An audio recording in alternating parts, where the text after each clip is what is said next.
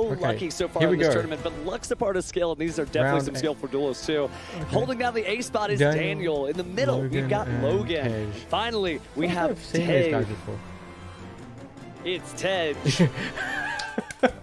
Oh, I love And again, that is going to be our blue team. Now, equally undefeated as them, our red team is going to be Team Squiddy. Wonder what. Now, holding it down for Team Squiddy in the A spot is going to be Chansey.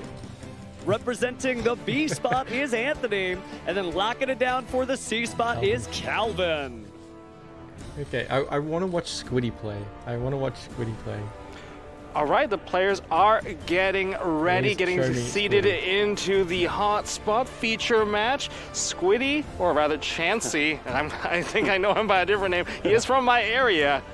And the opponents are actually from my area, so if both of us went to our local tournaments this upcoming weekend, we would see these 6 players just on 2 different parts of the world. I mean, they're at top seed right now. They're table 1, undefeated, probably the best tiebreakers, I guess, across the board. Yeah, so that's really impressive to see that. I wonder, okay, we know what kind of matchup we're going into. It's going to be more of the Fire King, more of the Snake Eye. Let's just put that out there right now. Yeah, we are finally at the point of the event where it's hard to avoid these fire-based strategies. Okay. It's very strong, for sure. I think we're going to see maybe even crazier. I mean, even Shunping made a slight misstep. Is the pressure getting to people? Well, I mean, it's late into the event. I don't necessarily say the pressure is getting to you, but when you get this late into the event, it's just kind of the wear and tear of the long day. It's tough to remain kind of locked in and focused the entirety of the event, especially here at later stages of day 1. But I presume if players have made it this far, they really understand the intricacies of their decks. And I think we could see that here with these players. It looks like we're going to have Daniel versus Chansey. Yes! Oh, this is awesome. Chansey's Wiggle Stove. Now, Chansey is a very skilled player, has multiple YCS tops under his belt.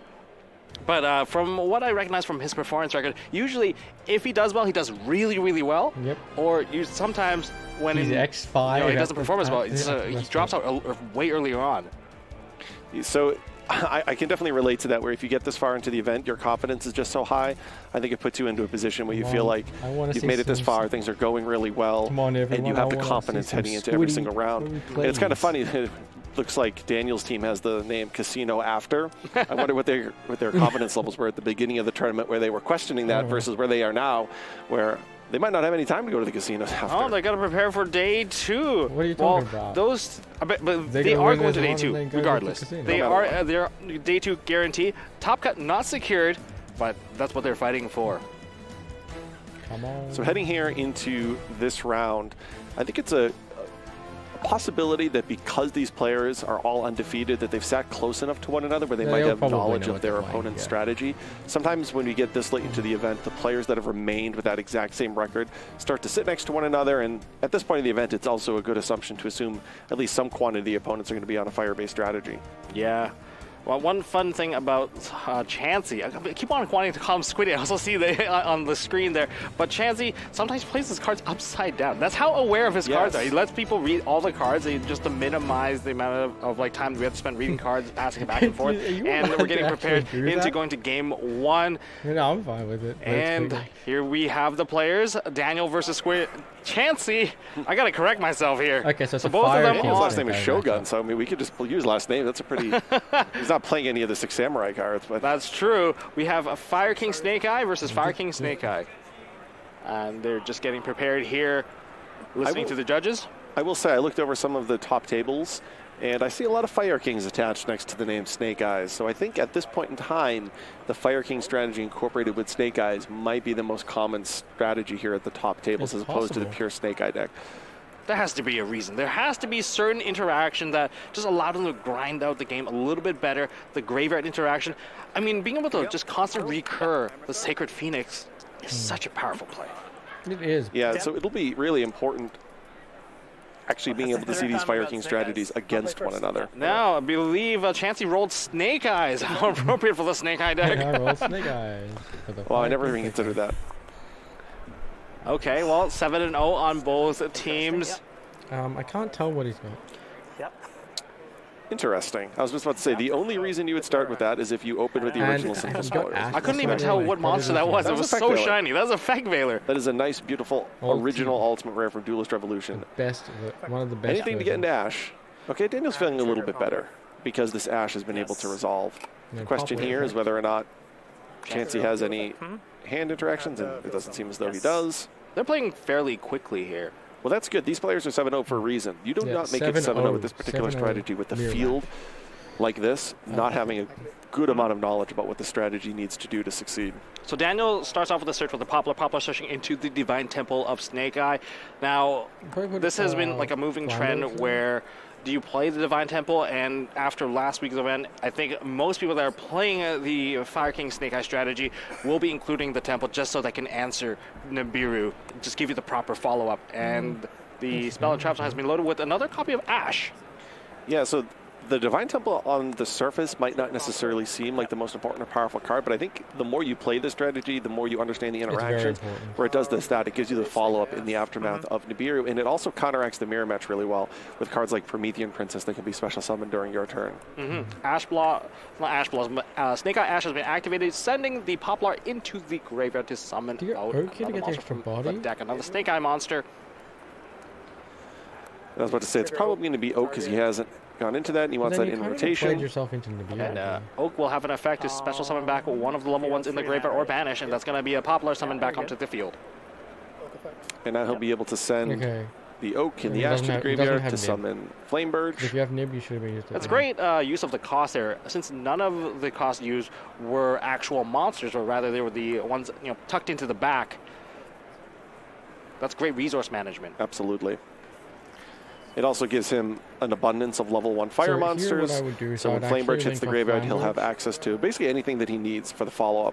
I think it's also quite crucial to have more than just two, because Flamebird does not target. If you do not have the proper number, you cannot resolve the effect. Absolutely. And I would have then made SP Little Knight. I can't imagine DD Crow being in Chansey's deck, but who knows? Who knows? I mean, DD Crow is more of a side option against Voiceless. That's a good. Why would you do that though? Okay, we went to SP, and the additional monster into the Promethean Princess. Flamberge effect summoning back the Ash and the Poplar. This is interesting. Usually people go into IP. I mean, goes here into SP. Pushing an SP provides a bit of a safety net, I would say. Yeah, maybe Daniel's 7-0 because he has a different sort of view on what the opening turn should look like. And it could be paying off now. We have to get rid of that Promethean Princess at some point in this combo. Are we seeing a Nibiru? Are we waiting on Chansey to have an interaction? That he pulled Apollosa to the front, but that cannot be summoned. So hopefully he doesn't in fact go into it. No way. Or at least he's going to go into Sunlight Wolf first. So this is the climb up to climb back down. And it seems like we're going to Heat Soul, the Heat Soul play. Here's an interesting, important thing. I was hoping this came up at least once. It's actually really important to use your turn player priority to use the quick effect of Link Rebo in this situation, because it locks it in as Chain Link 1, and if Chansey was holding on to Nibiru, and he Nibiru'd there as Chain Link 2, you would actually have the ability to get Link Rebo onto the field, and then Nibiru would resolve with a token plus Link Rebo. If you do not use turn player priority and they activate Nibiru, if you chain Link Rebo at that point, Link Rebo is going to be tributed all the way with Nibiru. So whenever you have that Sunlight Wolf plus level 1 interaction, when you plan on bringing back Link Rebo, it's important to use your turn player priority. Very powerful. It allows you to have two monsters on the field in the aftermath of Nibiru. Now, it's a little bit more convoluted here because Flamebird is on the field and whatnot, but generally speaking, that's something that you'd want to consider if you were planning on bringing him back. So we are seeing the Deco Talker Heat Soul getting an additional card. We're just paying life points. That's 1,000 life points per card. I mean, it's definitely worth it. I mean, even Upstart Goblin gives your opponent 1,000 life points. Is that the cost of one card? Who knows? Now, one thing to keep in mind here is that there is both Flamberge and the Divine Temple. If your opponent special summons a monster, or rather summons a monster onto the field, you can just push the monster out without relying on Flamberge if they have an answer for that. Yeah, that's a great point. So something like an Infinite Impermanence as the 6th card for Chansey isn't necessarily going to stop SP Little Knight from hitting the field. I really love Deco Talker, especially when you pair it with Sunlight Wolf. You're getting the add back and now draw and then draw again. You know, it's 2, 3, 4 cards just totally replenishing your hand after making your opening play. Now the reach that Chansey needs is lower now because we did commit into the additional life points for those draws. And one thing to know about Deco Talker Heat Soul's attack points, whatever it points to, will help it gain additional attack points, 500 per arrow. Are you allowed to play your cards? There you go. Spinning it around. Yeah, he's got to play it right side up. This is going to throw him off tempo a little bit. Now he's using the effect of Fire King Island. Interesting. That's going to be allowed, according to that thumbs up I just saw. This will be interesting to see if Chansey finds a good way of utilizing the naturally drawn Fire King Island, because, you know, in a perfect world, you're getting it, I would say for free, but through the effects of Ponix. And there's the upside down Arvada. He's just so used to playing with his cards upside down. He usually memorizes all the cards and lets the opponent read it. And that's what we're seeing right here. And we're going to activate the Runics, Sacred Runics. Maybe this is not the seat for Chansey. There goes the Arvada having to be flipped around too. Yeah, he's got to flip his whole hand upside down, back to normal. This is going to be interesting. I think this just might be something that he's just so used to doing.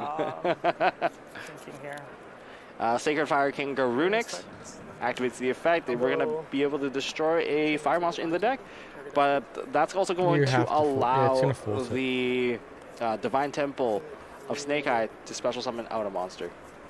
So this is going to put SP from the Spell and Trap card zone into the field.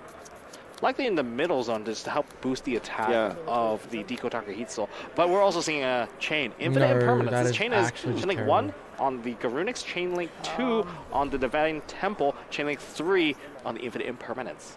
So he's doing this to cut off the ability of going into Kieran, but it looks like he actually just has it naturally in hand. Oh, that's really good. Now, since the graveyard monster for Chansey is the Arvada. Yeah, now the Arvada is going to summon to the field, and he's going to be able to destroy something. On field here. Ooh, that's huge. He's probably going to destroy...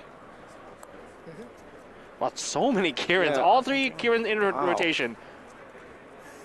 All 3 Kirans? What would you destroy here? It's kind of an interesting choice. Not 3 Kiran, 2 Kiran in rotation. Yeah. The Garunix is still available. Likely, I think... Flameburge? Chainlink 1 Kiran, Chainlink 2 Ponix. Possibly. Oh, there's also a Ponix. Wow. I think Chansey just had the entire Fire King engine.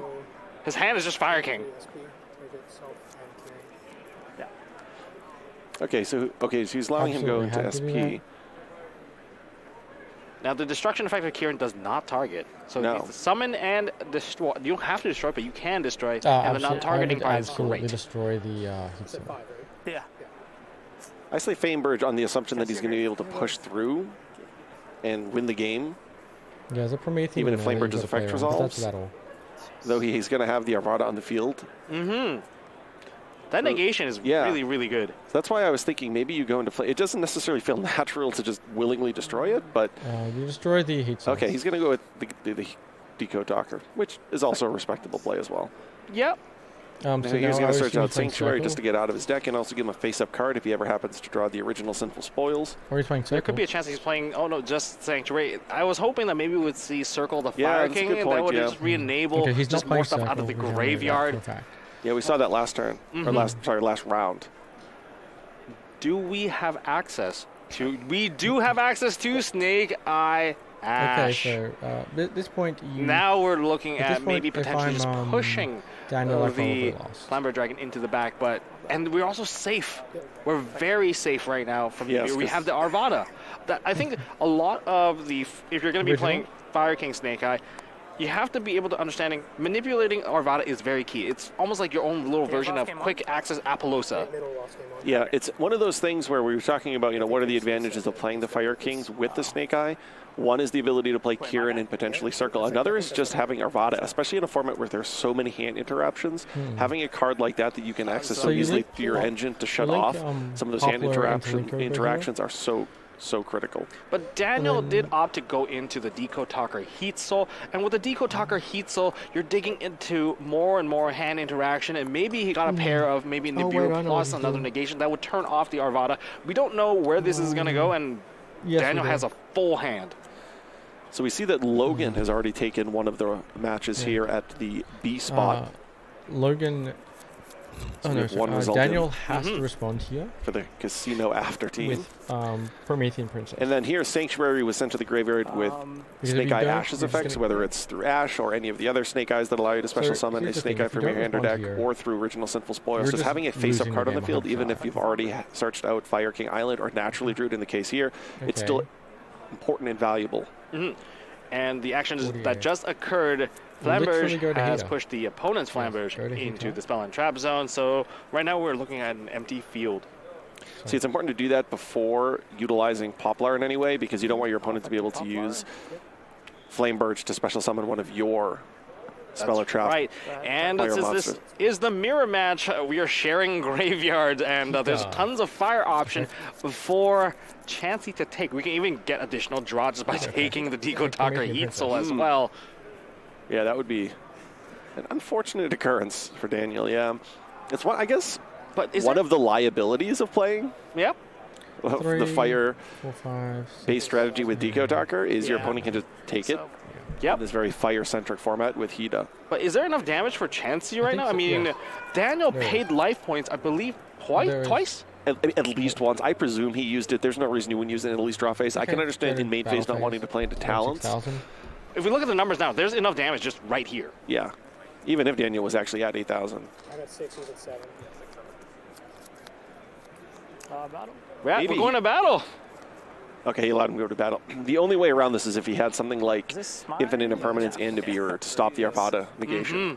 But he certainly, obviously, here didn't have that. That was very well I think Chansey is playing a much more aggressive, much more aggressive variant, just pushing through. With all those Fire King cards, being able to just secure a monster negation early. Managed to play through the opponent's board. Can be very bad to draw. Like, even though Daniel just got so many cards, again, these cards aren't like disruptions on their own, and most of the pieces do not kind of float into another piece. There's no recursion right away. You need to set up maybe one destruction, one mistimed special summon, and that could set everything off. But this is not the case. Chansey just demonstrating how good he is at analyzing everything here and just being able to find just game right from that point. Okay. See, the Arvada, I think, is just the critical card that differentiates these strategies. Yeah, like it separates these strategies in a format where so many people are. I mean, we saw Shu Ping last round, or 2 rounds ago, having how many different hand interruptions? 20, it seemed like? Yeah. Imagine having a card in your deck through Engine that allows you to negate at least one of them. Yeah. Many of them cannot be used more than once per turn. You need to pair up with something and being able to make it so that, now they need 3 disruptions. Definitely making a huge difference. And Chansey, I would think tying it up a little bit. I mean, we know that Table B, Daniel's team, Casino After, they took the first game in the middle table. You can see Table C is finished too. We don't know the result there, but Table C looks like it's finished at least its first game. I can see Tej on Team Casino After checking in as they're shuffling up here for their second game. And we can't really necessarily see what's going on, but it does look like at Table B, there's some action on Team Squiddy. Logan is sitting there kind of watching what is happening. So we presume there that Squiddy's Team B player is in the midst of doing something on his opening turn. Well, as they side their deck, this is a mirror match. Like, do you take out the Ash Blossom? That's a really good question, because when you play into an Ash Blossom now in this mirror match, we know that there's a Hita. Hita could lead into just taking the Ash and then just going into Promethean Princess. Just so many follow-ups. I mean, do you even play Ash Blossom this weekend? I mean, how many times do you anticipate playing against fire-based strategies? I feel like if you put it in your main deck, it's a card that presumably you keep in, but I can understand why you would want to side it out. But going second, you're not risking outright dying to the Zelantis Raging Phoenix combo. Obviously, Heat on the opening turn is fantastic. Yeah. Oh, yeah. But I don't think it's quite as much of a liability, but it's a low impact hand trap in general. So it is. I can understand what you're saying. It really depends on how these players looked at their siding patterns, how many cards they intend on siding in before making a decision like that. Yeah. Because you actually have some players that side out the Fire King cards too. That's right. And as we speak now, we're going to be going into game number 2. Like, it's unbearable. So we presume that Daniel will be going first again. I think there's significant advantages going first. Oh, yeah. I can't see any reason why you wouldn't. Especially because we've seen cards like Summon Limit this weekend really play dividends out of the side deck for some of these strategies. Yep. That's the fence. It's 1-1. This is the. You understand me? His hand. Seems pretty content. Hopefully it doesn't involve normal summoning effect failure. Oh, wow. Did he just pass? He passed on an empty board. Oh, wow. That is certainly not what he was hoping to see. I really feel bad for Daniel. His opening turns began with summoning effect failure and passing. I thought the hand was much better. But maybe that was just trying to not to telegraph what you have in your hand, and sometimes you gotta just fake the emotion. It looks like Chansey has Bonfire at least in his hand, so we already know he has at least some access to the engine. Now we presume Daniel's going to have a variety of hand interruptions if he's passed like that. So even though Chansey has a card like Bonfire, doesn't necessarily mean his opening play here is going to go uninterrupted. That's going to really depend on the siding pattern for Daniel. We're going to normal summon out the Snake Eyes Poplar. Oh, sorry. Beautiful QCR. The upside down habit continues. And if you have the QCR one, maybe you should be able to play it any way you want. Upside down, right side over. Well, not right side over. That's in defense mode now. Oh, we're going to immediately go into a Linker-Rebo. Well, we're seeing the Poplar being placed back into the spell and trap zone. It looks like Chansey might show off what you're able to do with just a single Poplar, and getting the results over at Table C, we have Tej, who actually was able to win. So although in this particular game that we're watching, we see Chansey up 1-0, his teammates have unfortunately lost their first game. So it looks like Logan and Tej are up in their matches. Remember, this is Team YCS Las Vegas, and not regular YCS Las Vegas. So your team will also need to, carry their weight, pull their own weight. Yes. So Daniel can open with Effect Veiler as his opening play in game 1, and here Pass opening up in game 2, and still win the match if his teammates can pull through. But that's not to say that this particular game's over yet either. If you've passed, there has to be some degree of interruption in his opening hand. Kind of want to circle back to the siding pattern, because when you go first, maybe you don't want that many hand disruption. You might have taken some out, and if that is the case, this would mean an even worse hand. I can't then imagine what his hand would be. Like, what would it be if you do not start with absolutely anything? It actually looked like his hand had quite a few monsters in it too. Virtually all of the spell cards you would have activated. Yeah. Fire, Wanted, etc. Unless we're looking at it, Imperm and Nibiru. And maybe those were the cross-out targets that you just happened to open both of them. Maybe it's time to kind of readjust the tempo so that maybe we can get a little bit of value for those cards before committing onto our own field, so we can minimize our losses. So we saw the original Sinful Spoils allowing him to summon Ash. Ash allowed him to summon Poplar. Well, search Poplar and then special summon Poplar, because Poplar was not special summoned from the hand yet this turn. And then he was able to use those with the Ash effect to go into Flamebird's Dragon. I think Chansey is right now contemplating that maybe Daniel does have a Nibiru. We're going to work around it. We're going to battle first. I don't think he has an option to essentially deal 8,000 damage in one swing. And so we're going to shorten the reach so that future combos do not need to push that far. Especially because Daniel didn't put any monster attributes in his graveyard. So it's not like there's a fire monster or even a dark monster there that you could use with a Charmer to link on up to a 3 really quickly. So it looks like Chansey is pretty content here with setting 2 to his spell and trap card zone. Very interesting. Maybe those are double infinite impermanents. There's a chance of that for Chansey. Oh, I guess he's a chance for Chansey. Chance for Chansey. Let's see if Daniel Shogun can show us what he has. The Nibiru is there. I see an Arvada in hand. Okay, that's not too bad unless that's the only normal summon you have and you have to play into the field. That's not going to feel very, very good. Normal summon Fire King Avatar Arvada. They're playing with Fire Kings. I bet you guys know. No. Okay. A little banter from the players. Yeah. Yes. Oh, that's a card he definitely did not have on his opening turn. Yeah, we definitely would have seen it already. I presume he's going to discard a hand interruption. Like Nibiru. The way he's thinking about this. Nope. Oak. Okay, that's one of the cards he could have opened with. Oak. So he opened with Oak Arvada. Yeah. Okay. That's it one of the seems like he hands that may doesn't have play. opened a bunch of the one-ofs in the deck. Yes. So maybe Oak Arvada. Yeah. Yep. Surely you maybe have to Disruption have hand. him. Maybe there's a Effect Veiler. Next. Runix. Oh, that's another powerful another There's one a lot of cards that you just can't activate. Yeah. But here that 1-for-1 is going to be able to summon Ash, which now allows him to search and special summon Poplar, and now Poplar's effect is going to resolve. Maybe playing with that tempo maybe scared Chansey from committing. I mean, Chansey could have kept pushing. Yeah, well, absolutely. But I think he just valued passing here and allowing him to special summon the Ash for follow-up from his spell and trap card zone. Now, with the 2 face downs, we haven't seen any interaction with the 2 face down cards that Chansey has. And, oh, wow, okay, that's an interesting way to use the Snake Eyes Flamber Dragon. Remember, any of the monsters in the spell and trap zone can be taken, and he chose to take away the Poplar from Daniel. Okay. Instantly, and now he gets to search his deck for, it looks like, the Divine Temple himself, because he special summoned a Poplar this turn.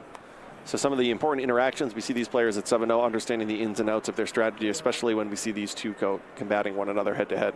I think there's a good chance that Daniel does not actually have another fire monster in hand. Otherwise, that could have been negated, but he really needs that Snake Eye Ash.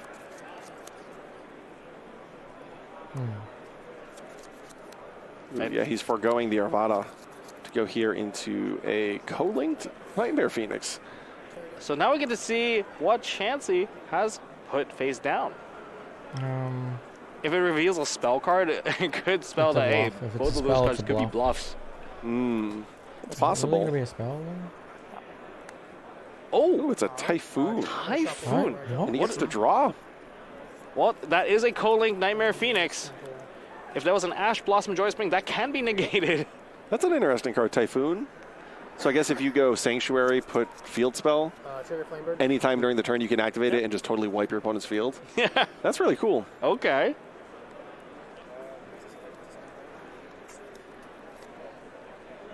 And I believe a Flamber. Oh, he opened a Flamber Dragon as well. I think that was the cost that he discarded to get the 2 mods. Yeah, it's hard to see. It was very.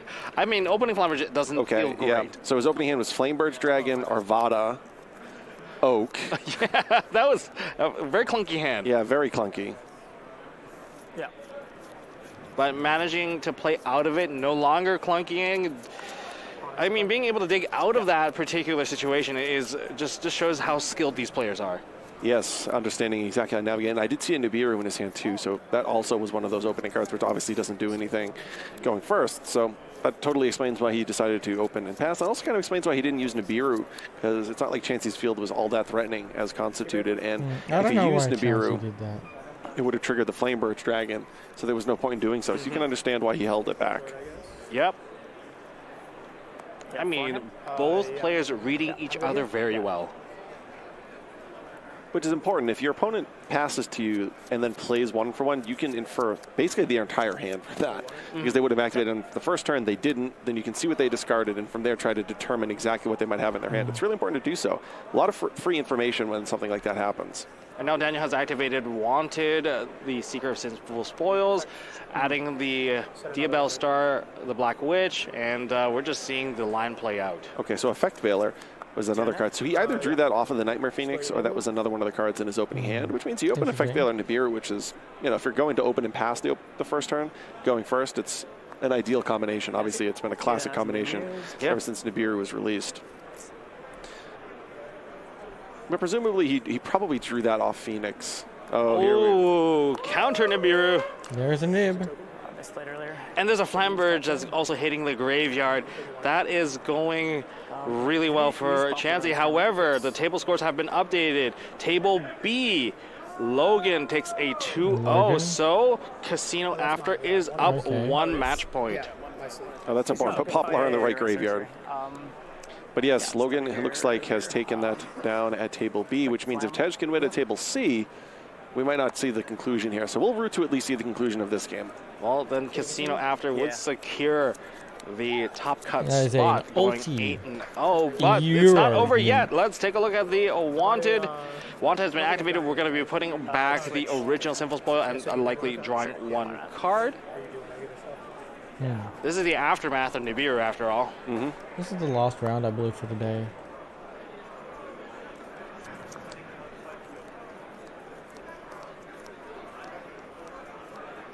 I think we've seen so many rocks just land onto the field today.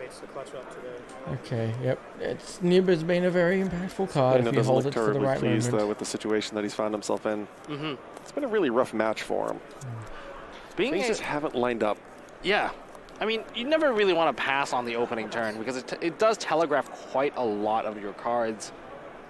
We know the cards that you don't want to see, and Chansey could take a wild guess that these are probably the cards that he already has. And phase effect. So it looks like Chansey is electing to utilize his Link Karibo to send Poplar to the grave, which now allows him to put any fire monster into spell and trap card zone, which is of course going to be Flamebirch Dragon.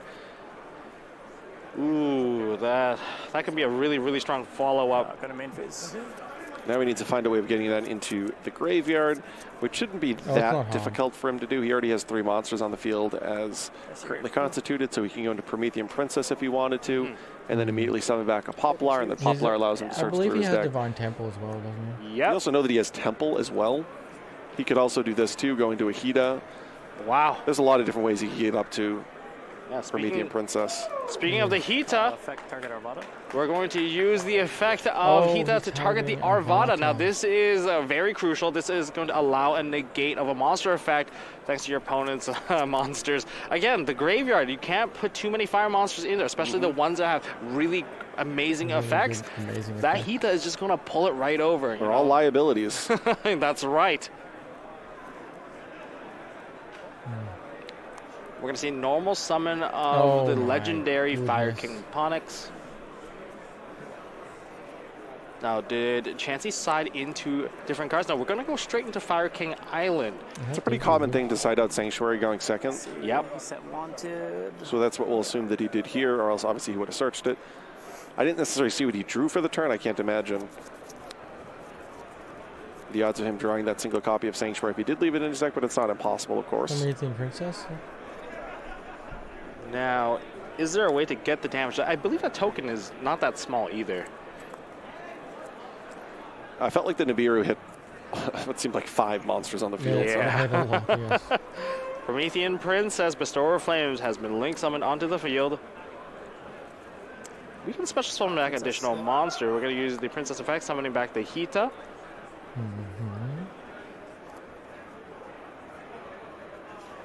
I mean, there are certain things you can attempt to do. Like I'm not sure. Careful if we go into Atlantis, that Arvada. Yeah, it goes into the. Maybe that's exactly what he wants to do, though. It's really convoluted when you have to Charmer one of your opponent's monsters so that Atlantis can be special summoned and trigger the Raging Phoenix, but this might be a situation where we'll actually see that interaction come up. Yeah, because if you give back the Arvada, because the token's not summoning back. Token, when they get banished, they're just non-existent anymore. And we are seeing the Salamangreat Raging Phoenix. That's a link using one monster. That likely is going to be the Atlantis. Please tell me you but have the Divine Arvada Temple. negate is also going to be live. Oh, yes. Unless, of course, Daniel doesn't have a hand. Then that's a different story. I think he has a copy of Nibiru. Interesting. So if he goes for this play and passes the Arvada back to Daniel, it's going to make it so that his Nibiru is live. But alternatively, Chansey doesn't necessarily have to use the World Sea Dragon effect. If we can perform one additional link summon and get a co-link just from this particular point, we can destroy the token and then push for a lot of damage. Yeah, so don't tunnel vision into assuming the only way to win is through Atlantis' sort of quote-unquote natural effect like that. It has another effect, too, that also destroys. Phoenix. Yeah, my bad. Okay. I mean, there's still a chance. But you saw the card that I drew. No, he did put the... Oh, I think there's a possibility that we may go into a Nightmare Phoenix using the Arvada. That will create the co-link already over the Salamangreat in the graveyard. That... This is what I meant to do. I think this is what we're seeing. I think he showed the Infinite Impermanence on top of his deck like that, though, because it's probably the case that Tej has already won down at table C. So I think it's a little bit of let's just sort of see what would have happened. Okay. Which is exactly, I think, what you were just commenting on. And we get the Phoenix. Phoenix, what a great card. Being able to draw a card as well as get rid of the one in the back. That is just a wanted. That doesn't matter. We're going to activate the wanted, of course, to get back Diabel Star. Chansey also gets the draw because that's a co-link Nightmare Phoenix too. And we know that it's an Infinite Impermanence because, again, I presume that the only reason that card would have been revealed is because the match is, for all intents and purposes, over. Battle? And we are using the effect here to get rid of that token. And Nibiru comes down. Before the entering of battle phase. Yeah, it's not over. We're just seeing rock and rock again. Yeah. Rock every single turn in this game, it seems like. And now we're seeing the bonfire. Oh, the second card was a bonfire. So there was a bluff. I can respect a bluff and a typhoon. I can respect that. I can respect that. Oh, okay, my bad. It wasn't wanted. It was my bad. Oh, it doesn't have the original. Ooh, it's banished. Yeah. I think that's only Divine Temple that he has access to now. YCS competitors, as time in the round. Oh, he doesn't have another card. He's going to go to Fire King Island. Well, at least Fire King Island still provides with an additional follow-through, being able to destroy the Snake Eye Ash, additional cards. I think we got a little peek of Daniel's hand. I think he also has a Fire King Island too. Yes, probably. Get Garunix. We are going into Sacred Garunix. Sacred Garunix, now activating, destroying another card. Destroying Kieran. Kieran? Yep. Kieran effect. Now make no mistake, there are multiple Kirans in the Fire King deck. Make sure you write that in. Write that in correctly, not incorrectly. Write that in correctly. Yeah. Everyone has We've heard some horror stories this weekend about the opposite of that happening. Yeah, be very careful. So now Ponix gets special summoned off the Kieran. I wonder if he still has that reach, because we didn't enter battle phase. That Nibiru came down before battle phase. This is still main phase 1. So now he is choosing to destroy the Nibiru with Kieran's effect. I think he can still get it. Yeah, I think there's still that Raging Phoenix in the graveyard too. If we're able to destroy any fire monster on our own side, it's going to feel pretty good. Well, also remember, Daniel's not at full life. He's at 43. We destroyed a Kier. That's a 39 Garunix. There's enough. There is enough damage. There we go. And Squiddy, 2 O's. Chansey taking the seat number 1, the A seat, 2-0 against Daniel. However, does that mean the team won? We're going to have to find that out right now. Are they still playing? I think it looks like they're still playing, still interacting. I think it might be 1-1 right now. Maybe. Okay, I think they're continuing to side, or they're just unsiding. We will find out shortly. But Chansey just demonstrating why he is at table 1 right there. Yeah. I mean, very impressive. Very impressive. So many Nibirus. Like I said earlier, and I guess we. Yeah, so Squiddy played really well. Not much really to say than that. But it shows that this format is really difficult because someone who is playing as much as him still made misplays, and he made a few game errors. Jeez, it's just a very difficult format to play because it requires a very large degree of technical play.